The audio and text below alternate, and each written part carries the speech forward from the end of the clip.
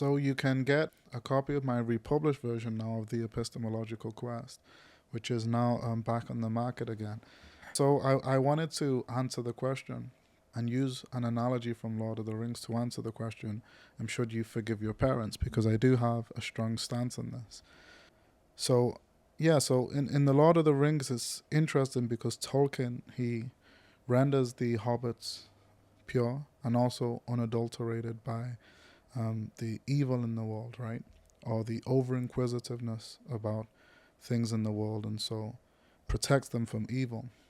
And so they have a lack of lust to wander, they have a lack of wanderlust, and they're also sated by the simple things in life, by staying home in the Shire, right? So it's almost like they're in the Garden of Eden and they have no inclination to taste the forbidden fruit from the tree of temptation. And also they're quite subservient as well to wisdom, and they're subservient to somebody like Gandalf, who's a wizard. And he had the type of wisdom to understand reality, to understand that there was both evil and also good in the world.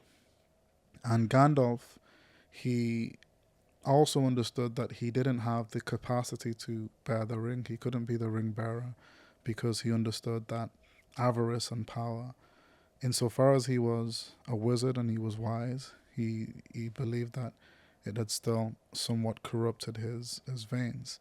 And so I think the story of forgiving and forgetting gets interesting when there's a bit of a moral quandary, maybe that Tolkien had when he was writing the book, when we start to approximate the hobbits throwing the ring in the fire in Mordor and destroying the ring, because you had Frodo on one hand, who was very forgiving of Gollum, and he was very forgiving because he understood the onerous burden of having to bear the ring and carry it, and understood that Gollum was once a simple creature like he was, and so he had the capacity to forgive him because he also endured the onerous burden of the ring. But on the other hand, you had Sam. And insofar as Sam was an optimist about the journey back home, he was also a skeptic as well.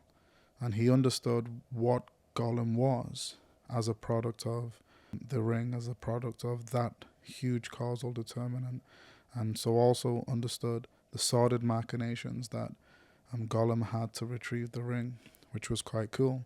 So when we think about our parents, I think that we have to understand both sides of, if it's Frodo or Sam. So should you forgive your parents? Always. If your parents are on death row, as a compatibilist free will believer, you have to forgive your parents. Because why? Like Gollum, they have the onerous burden of life. If you're an animal in this world, it means that you struggle. And in as far as you may believe that they're in control of all of the decisions, they're not. As long as they have a brain, they're not. And so you have to be forgiven, like Frodo, of the onerous burden of life. And maybe you'll never understand the struggling that your parents endured and before you were born or after. But at the same time, there's also Sam. You've also got to keep the skepticism alive to understand that in your own flourishing throughout your own life, you also have to understand that anything injurious to you is something that you have to keep elided from your life if you need to flourish. And so you have to have both the forgetting, Sam's side, and then you also have to be forgiving of who your parents are or were, given that there's a scale between it. But like I said, anything deleterious to your own flourishing in life has to be somewhat managed. So should you forgive your parents? Always.